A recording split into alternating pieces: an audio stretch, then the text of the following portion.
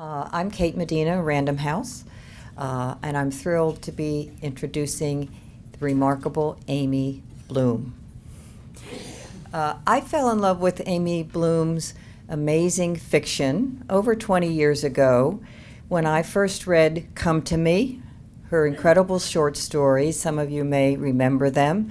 They were an NBCC nominee. So when I received the manuscript of Lucky Us, I really couldn't wait to read it. So I disappeared into a conference room at Random House to hide out so that I would not be interrupted. And pretty soon, I am laughing so hard, I really couldn't stop. 12 pages later, I have tears in my eyes. I'm actually crying. You know, you'd be surprised how rarely that happens to a trade book editor, because we're looking, and then in another 10 pages, I'm laughing again. Such perfect pitch does Amy Bloom have for our emotions, for people, for wonderful writing, and for the creation of character and story you will never forget. Michael Cunningham has said about Lucky Us, there are sentences in Lucky Us that should be in the sentence museum. Many people felt that way about Amy's beloved bestseller, Away, which was published 7 years ago, and many more are going to love Lucky Us. It is the story of half-sisters who crisscross America in the 1940s from Hollywood to New York in search of the creation of a cockamamie family and a meaningful life. I would crisscross America to talk with Amy Bloom, and here she is.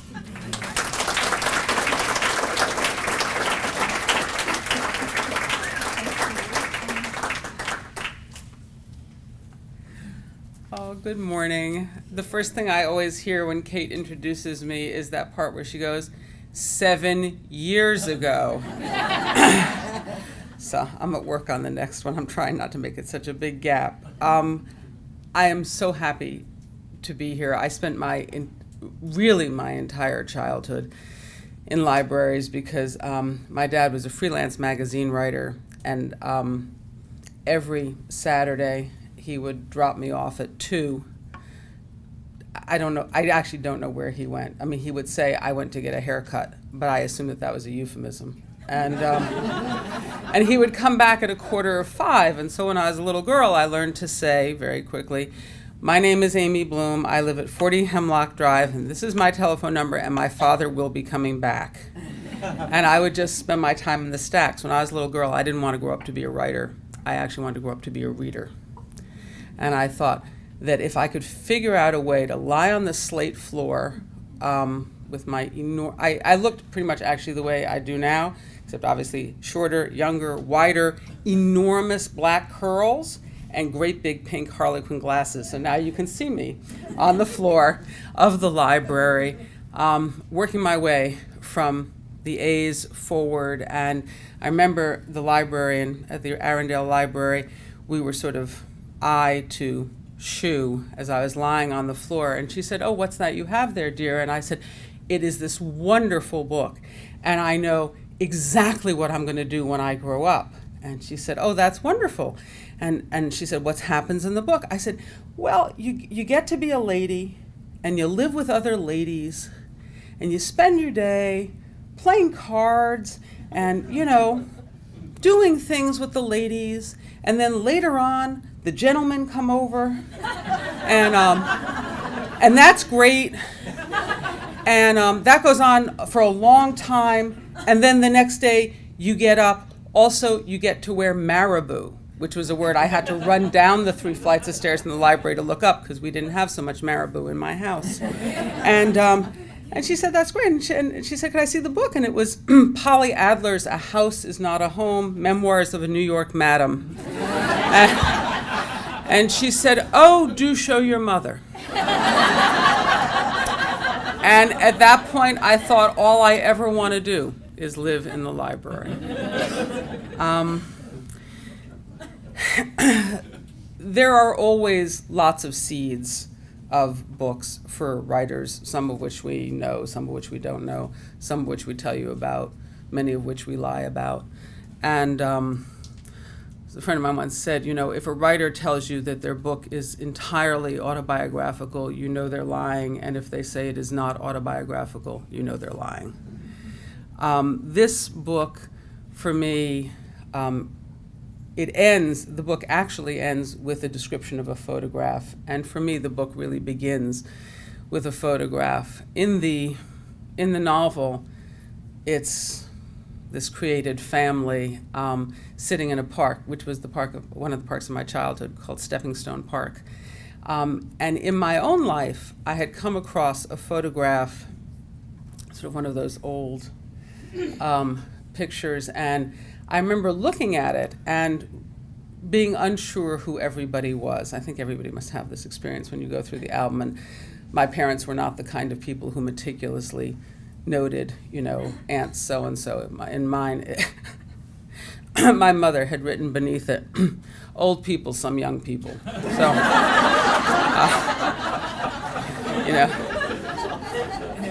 to be working outside my archive was largely my experience when I was so I looked at it, and there's my sister with a fall. I don't know if people knows what fall. It was like, I don't know, like a hair extension, and so almost unrecognizable to me, which I assume was her intention, as my big sister. And her Bermuda shorts and a cigarette sort of tucked behind her hip. And my grandmother and my grandmother's canasta playing buddies, and a couple of uncles who I very dimly remembered, and me sitting under the table. And I think that my job was both to fetch schnapps, provide cigarettes, but I also remember tapping my grandmother on the ankle, so I have a very strong feeling that she cheated at cards. And that part of my job was, as I walked around, being the waitress, was also to look over people's shoulders. And there was something about that photograph. I came from a family in which people never talked about the past. Absolutely never. My story about my grandmother, whose English was very limited, was that she had divided up the world into two categories: nice, not so nice, and everything that had happened in the old country, not so nice. And so when I wanted to know more about how our family had come to be, there was really no information. Until I sort of got to my mother, who had some information, but really carried on the family tradition of not saying very much.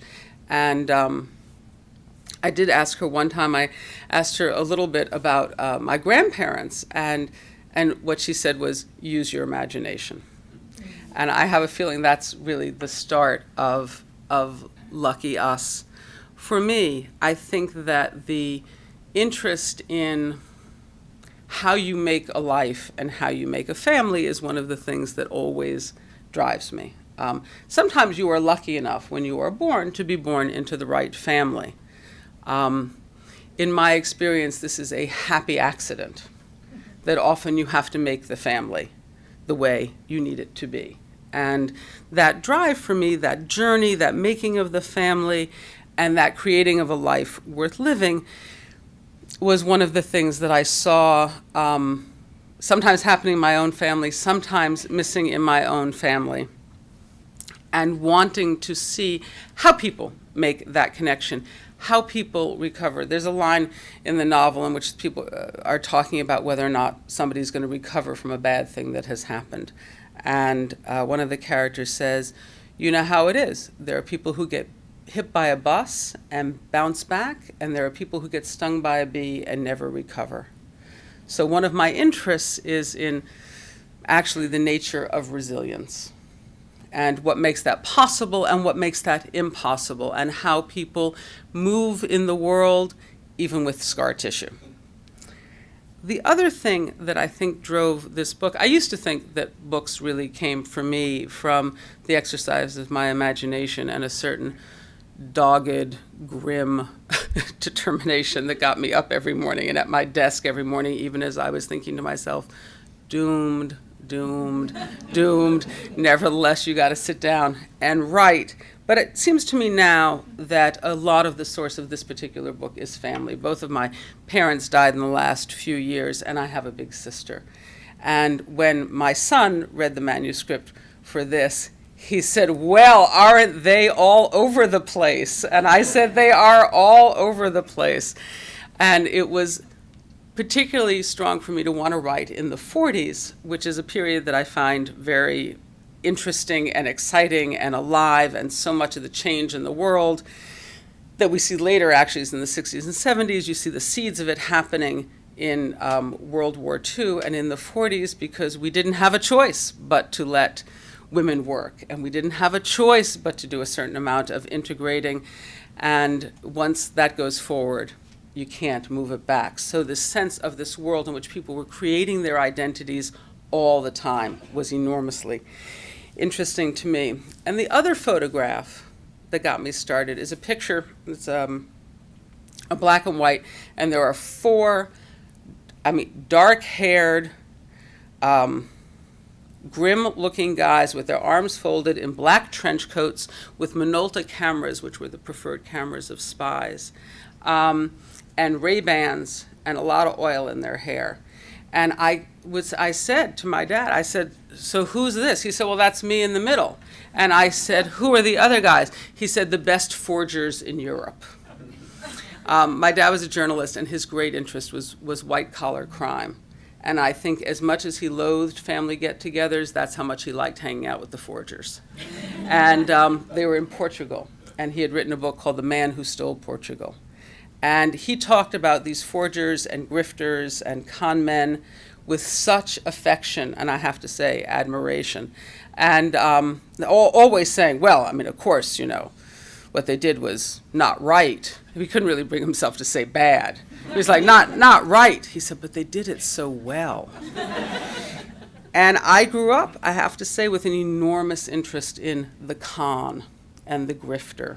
And it is a big theme in this book. It is sort of possible that partially because wartime opens things up so much, I got to see all these different aspects. Also, when I was a teenager, my job, my after-school job, was being a shill for Madame Rosa, who had a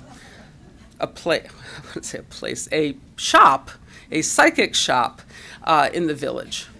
And my job was every Friday and Saturday night and Sunday afternoon to stand in front of Madame Rosa's saying things like, $5, she knows everything. And I would say that aside from a psychoanalytic supervisor that I had years ago, nobody knew more about people than Madame Rosa.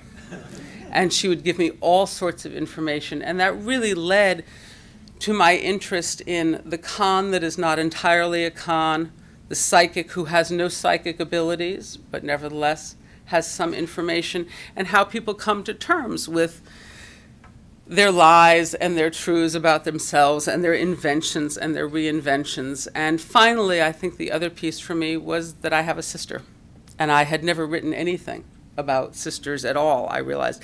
There were two things that I realized when I looked back at my work. One is that in Come to Me, in my first collection, even though these are people somewhere between the ages of 30 and 50, in a lot of the stories, nobody ever gets divorced.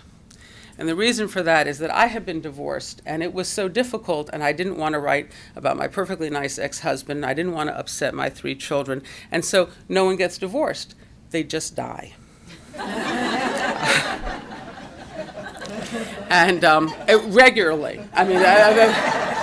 I think there are 12 stories. I'm pretty sure that in 7 of them, people just, hit by a bus. Things aren't going well. Oh, look. And I realized that there were certain things that were hard for me to write about, and one of them, it turned out, was sisters. I love my sister, and we are very close. But I had also felt that in my childhood, she's 6 years older than me, and we didn't really know each other until I got to be older. And around the time I turned 12, my sister suddenly noticed me, just as she was going off to college. And I think that was part of the root of this story, which these are 2 half-sisters who don't know each other at all until Eva, the younger one, is dropped off on the porch of Iris's house. And I wanted to write about two sisters getting to know each other and forging their relationship, because it seemed to me a wonderful opportunity. In this book, I write about what I always write about, which is, as my kids would say, sex, love, death, and family, because those are my subjects.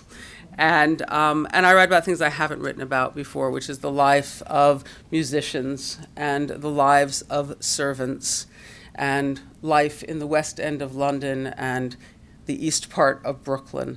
And it has been, for me, a great pleasure both to be in the history of that world and the history of families and how they are made. So thank you.